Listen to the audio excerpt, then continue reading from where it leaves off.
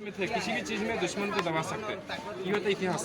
देखिए दर्शन शास्त्र बोलते हैं, फिलोसफी, जब कि इंसान के पास में दोनों एक साथ हो जाते हैं, ताकत और दौलत, और दोनों चीज़ को लेकर इंसान के दिल में अहंकार आता है, ईगो।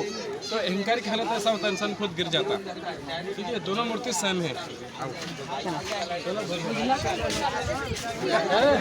बनाते रहते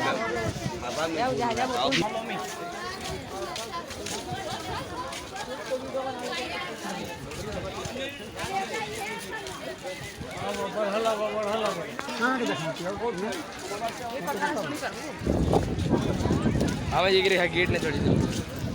टोटल कंपाउंड 11 एकड़ है। हम इसमें देखेंगे 4 मंदिर है। ये पहला वाला जो मंदिर खड़े है, ये मंदिर के नाम है नाट्य मंडप, द डांसिंग हॉल। तो पहले यहाँ भगवान के लिए यहाँ डांस परफॉर्म किया जाता है, सूर्य भगवान के लिए। इसका नाम है नृत्य मंडप। इसके अलावा ये मंदिर के चारों तरफ नाचने के मुद्राएं बने, ओडिसी नृत्य, ओडिसी डांस। कारण Odissi is the classical dance in Odisha states.